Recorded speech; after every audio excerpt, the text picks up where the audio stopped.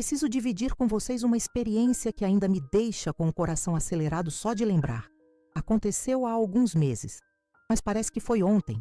Sou enfermeira aposentada, tenho 62 anos e criei meu filho Marcos sozinha desde pequenininho. Sempre tivemos uma relação super próxima, sabe? Ele é engenheiro, um menino bom, trabalhador, mas sempre foi meio carente quando o assunto era relacionamento. Acho que por não ter tido pai presente, ele sempre procurou muito essa validação feminina. Enfim, há uns 2 anos ele começou a namorar uma tal de Emiliana e desde o começo algo me incomodava nela. Não conseguia colocar o dedo no que era, mas meu instinto de mãe ficava em alerta. Vocês sabem como é, né? Aquela sensação esquisita que a gente não consegue explicar direito. A coisa começou a ficar estranha quando Marcos começou a se afastar de mim. Antes ele me ligava todo dia, passava em casa no fim de semana. A gente tinha nossos rituais de mãe e filho. Mas depois que ela apareceu, ele foi sumindo aos poucos. Primeiro eram as desculpas. Ah, mãe, a Emiliana não está se sentindo bem. Ela precisa de mim hoje. A gente marcou outra coisa. No começo pensei que era normal, né? Homem apaixonado é assim mesmo, meio bobo.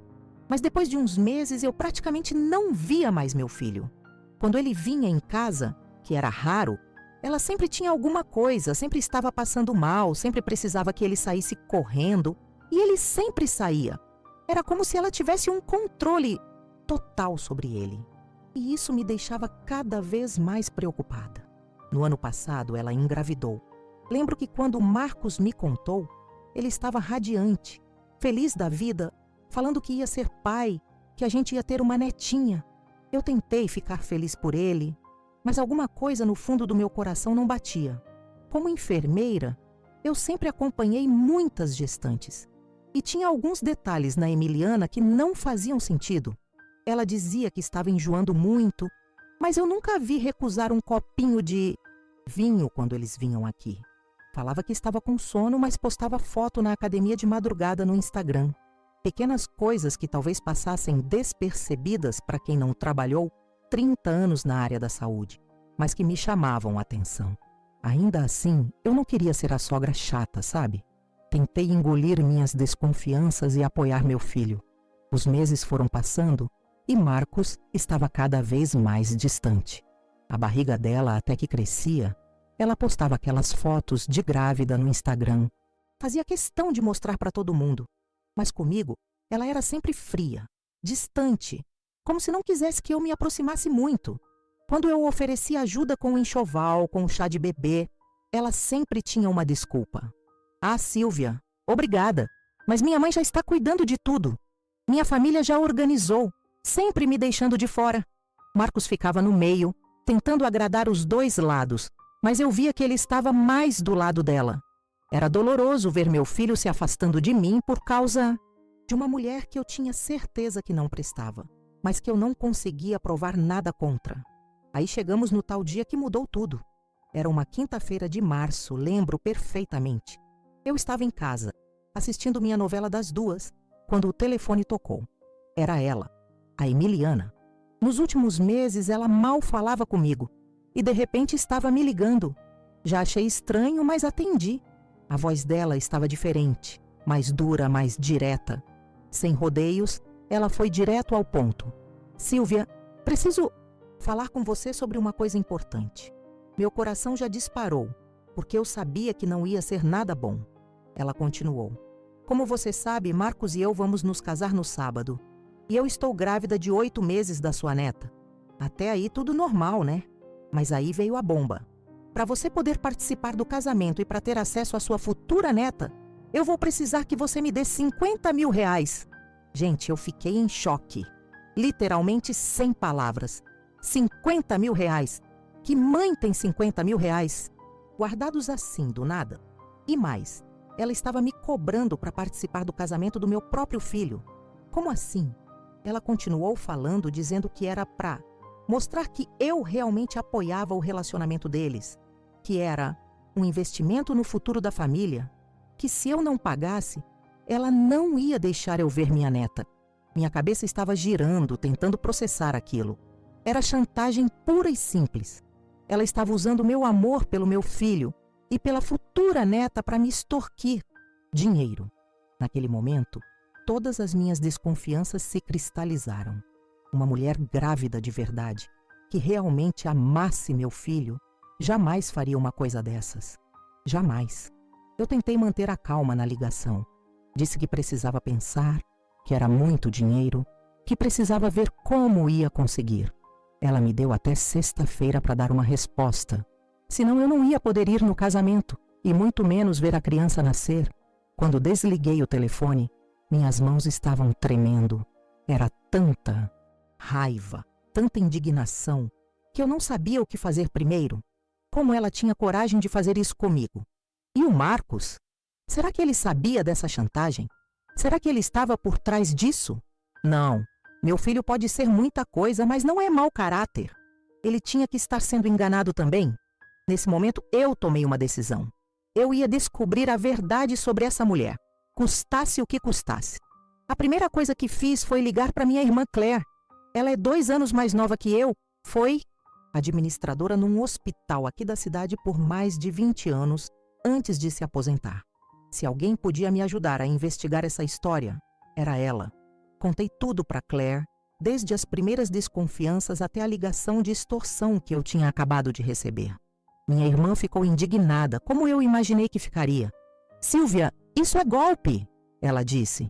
"E olha, você tem razão de desconfiar. Eu também achava essa menina estranha desde o começo. Claire me disse que conhecia várias pessoas que ainda trabalhavam na área médica e que a gente podia tentar investigar discretamente se a gravidez era real. Foi aí que tive a primeira fagulha de esperança de que eu conseguiria descobrir a verdade. Claire me contou que tinha uma amiga, a Sandra, que trabalhava como recepcionista numa clínica de ginecologia e obstetrícia aqui perto. Ela disse que podia conversar com a Sandra para ver se a Emiliana realmente fazia acompanhamento pré-natal por lá. Se ela está grávida de verdade de 8 meses, ela tem que estar fazendo consultas regulares, exames, ultrassons, a Claire falou. E se ela não está fazendo acompanhamento médico, é porque tem coisa errada. Fizemos um plano. Claire ia ligar para Sandra ainda naquela tarde e eu ia tentar descobrir outras informações por conta própria. Eu estava determinada a chegar ao fundo dessa história antes do casamento no sábado. Depois de falar com Claire, fiquei pensando em todas as inconsistências que eu tinha notado nos últimos meses. Emiliana sempre falava que estava fazendo pré-natal, que tinha consulta médica, mas nunca levava o Marcos junto. Que marido não quer acompanhar a esposa grávida nas consultas? E quando eu perguntava sobre os exames, sobre como estava o bebê, ela sempre dava respostas vagas, genéricas. Está tudo bem. O médico disse que está normal? Nunca detalhes específicos que uma grávida de verdade ficaria doida para compartilhar. Nunca trouxe uma ultrassom para mostrar.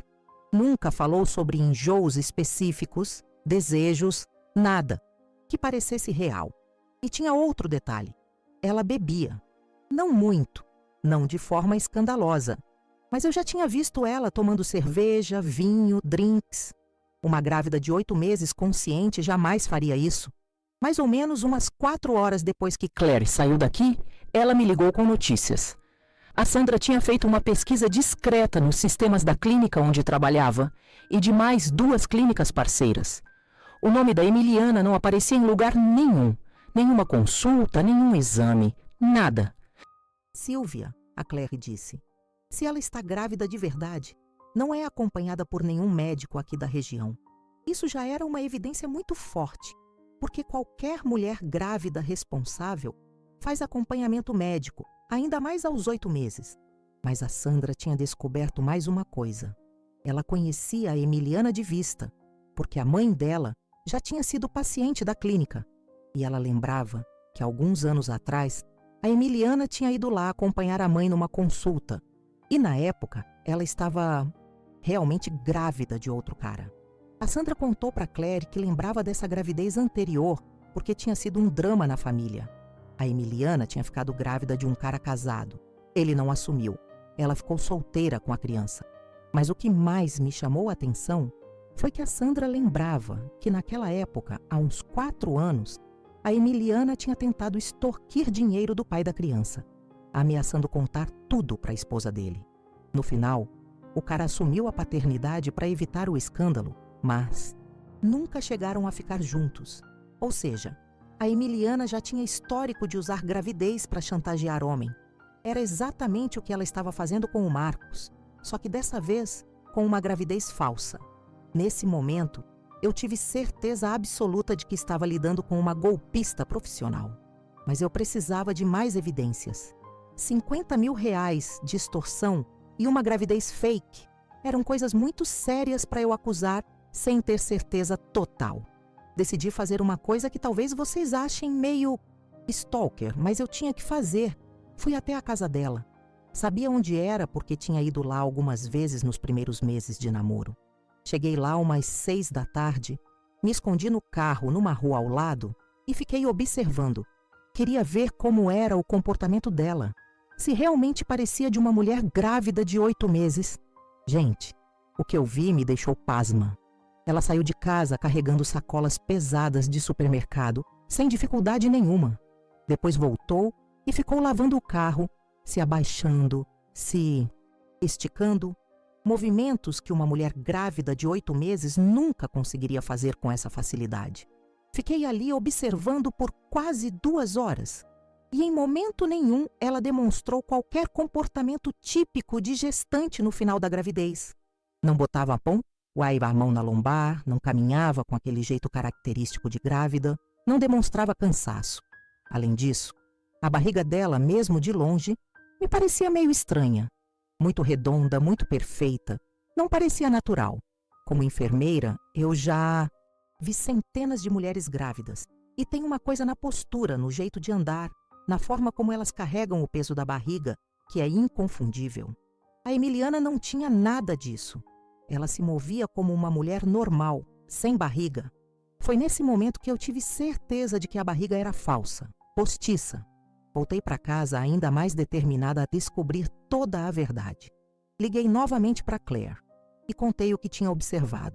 Minha irmã ficou tão indignada quanto eu. Silvia, a gente tem que fazer alguma coisa.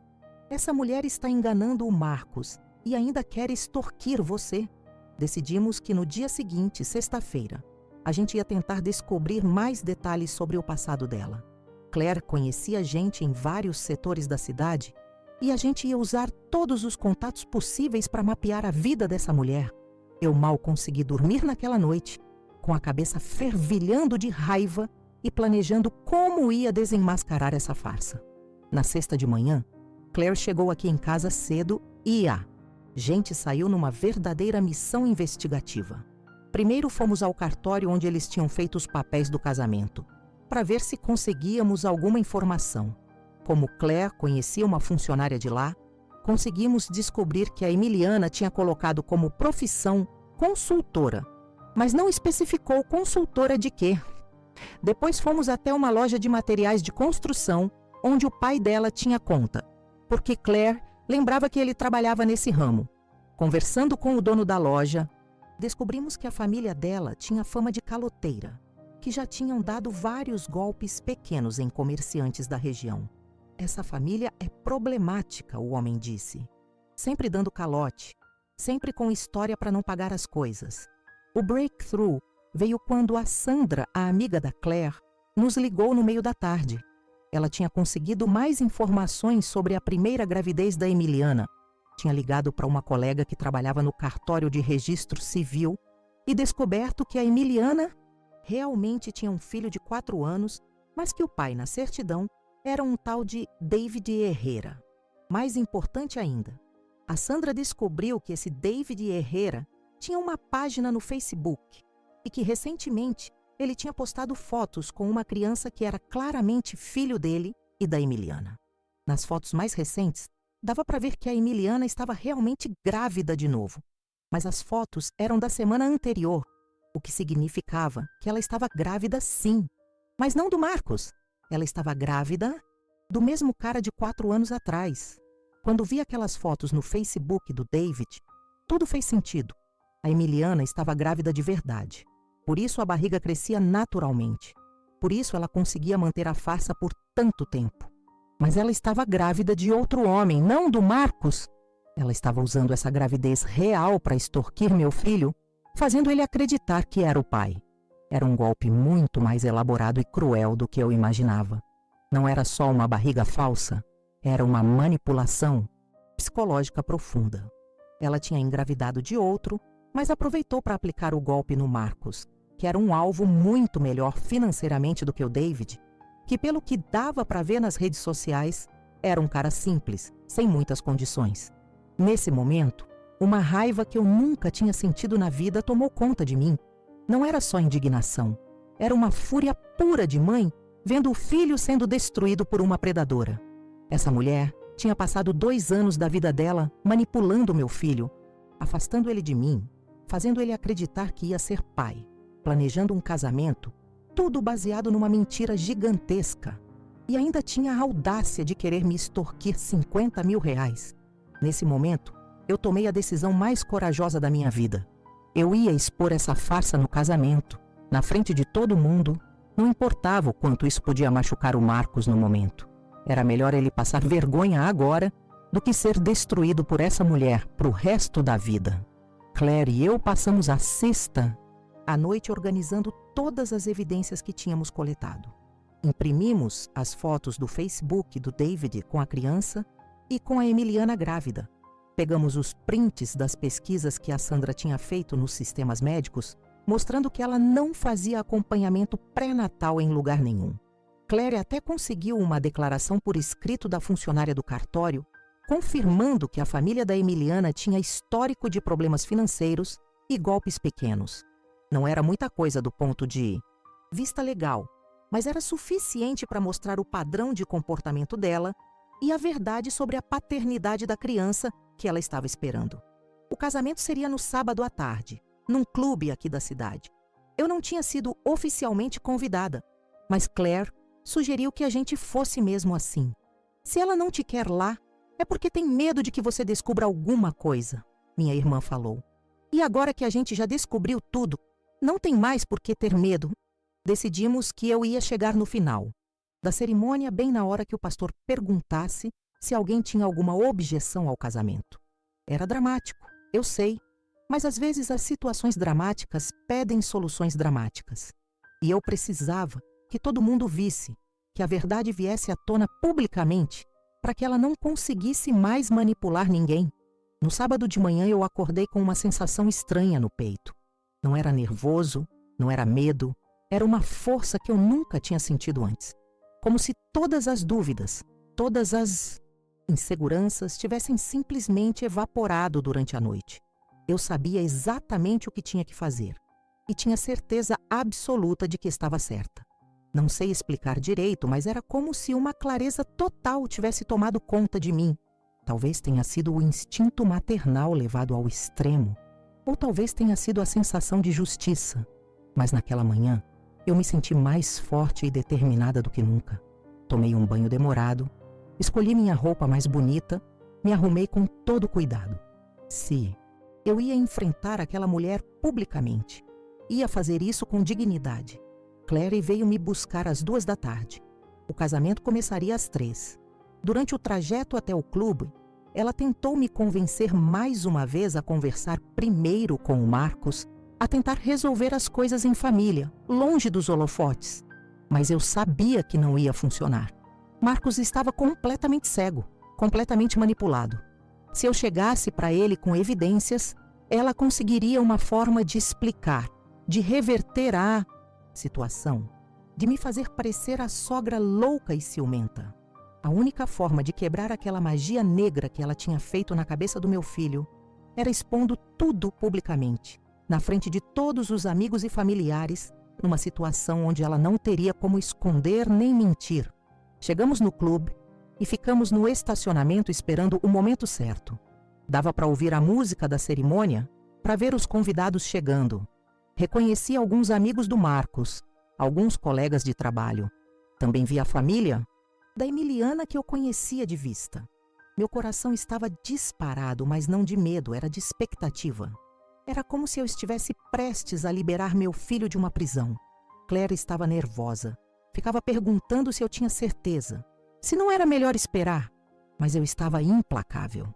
Depois de tantos meses vendo meu filho se afastar, depois de ser chantageada, depois de descobrir todas aquelas mentiras, nada ia me impedir de agir.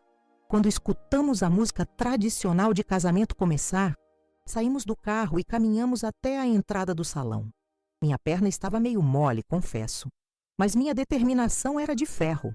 Entramos discretamente e ficamos no fundo do salão, observando a cerimônia.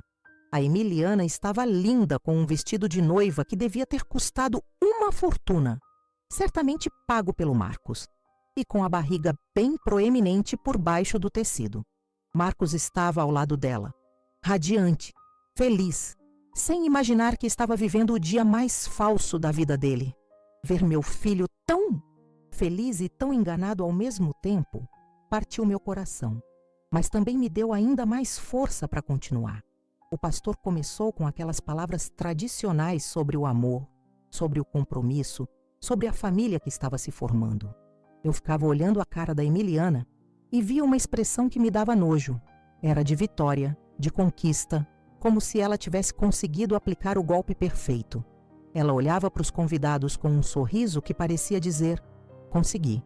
Já o Marcos estava genuinamente emocionado, com lágrimas nos olhos, vivendo aquele que ele achava que era o dia mais feliz da vida dele. A diferença entre a sinceridade dele e a falsidade dela era gritante para quem sabia a verdade, mas para quem não sabia, devia parecer um casal normal e apaixonado. Quando o pastor chegou na parte dos votos, quando perguntou se alguém tinha alguma objeção àquele casamento, o salão ficou em silêncio total. Era o meu momento. Senti o coração disparar, as mãos suarem, mas foi como se uma força maior que eu mesma tivesse me empurrado para frente.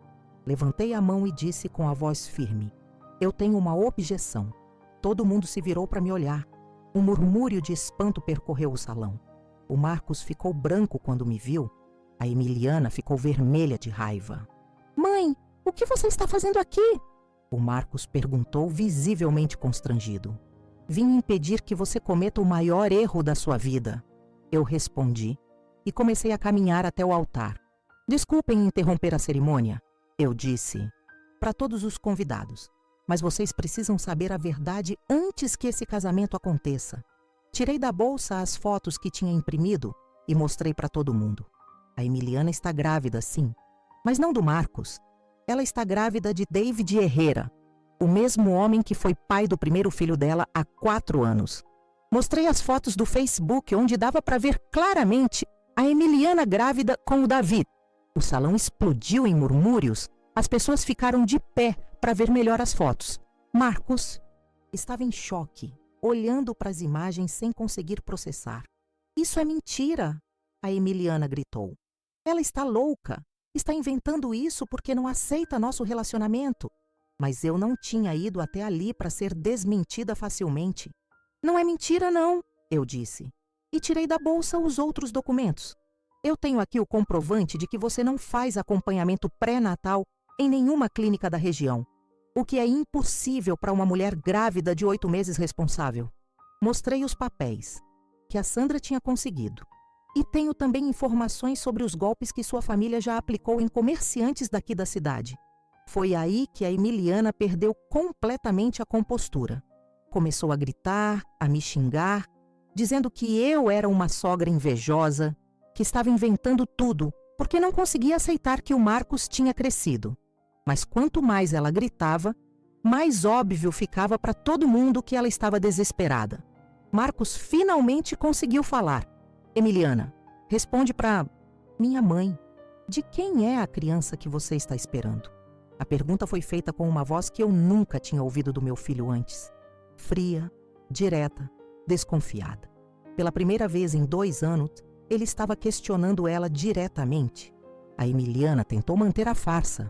É sua, Marcos. É óbvio que é sua. Sua mãe está tentando destruir nossa família. Mas aí eu joguei a cartada final. Se a criança fosse do Marcos, você não teria me ligado ontem pedindo 50 mil reais para eu poder participar do casamento e ver minha neta. O silêncio que se fez no salão foi ensurdecedor. Todos os convidados estavam olhando para ela, esperando uma explicação. Foi nesse momento que a Emiliana começou a desmoronar.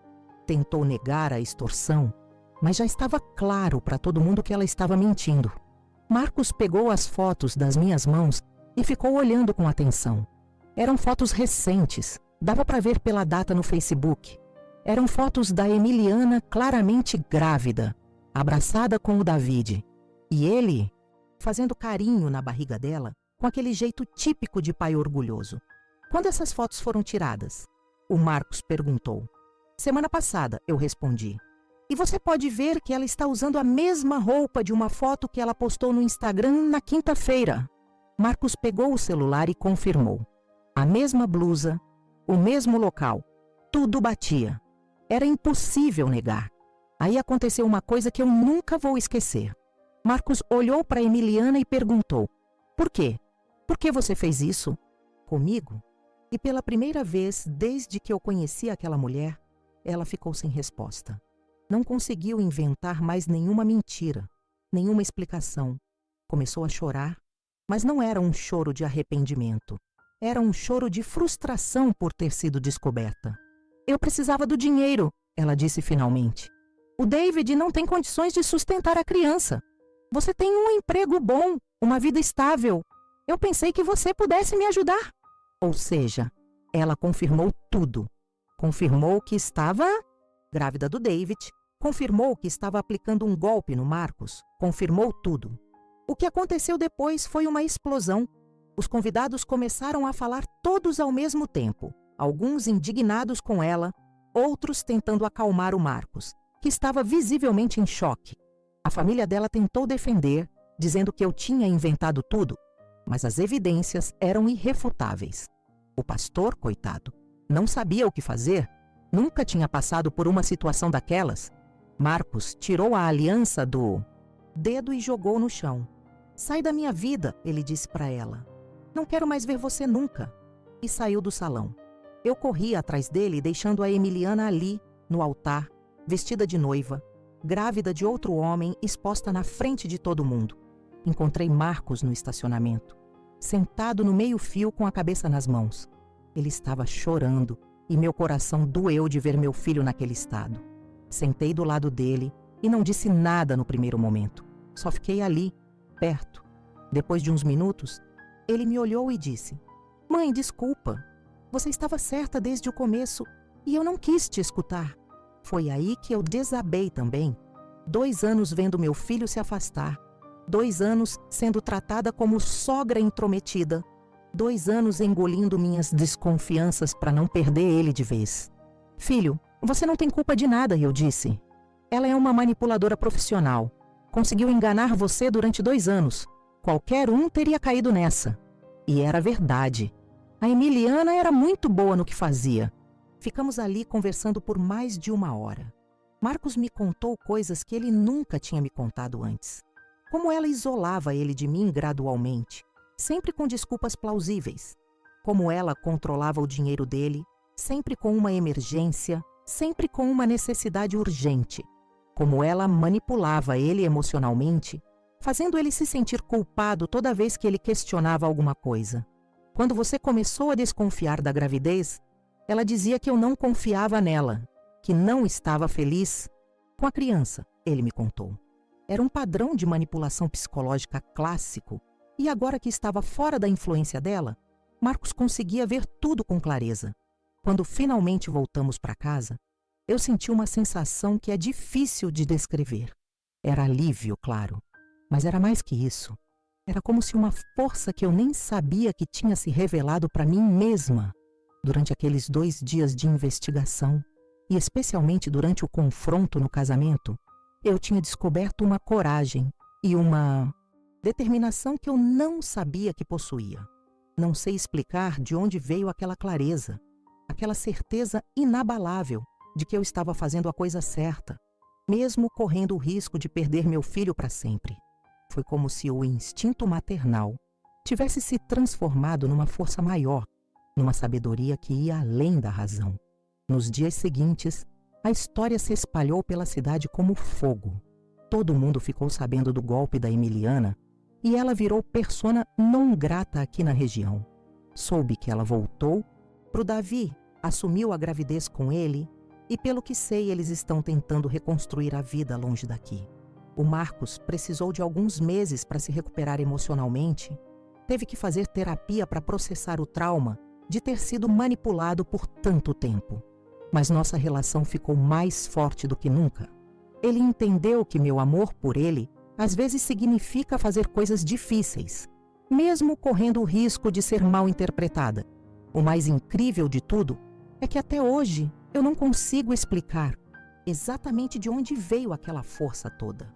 Não foi planejamento, não foi coragem que eu sempre tive. Foi algo que simplesmente surgiu quando a situação exigiu.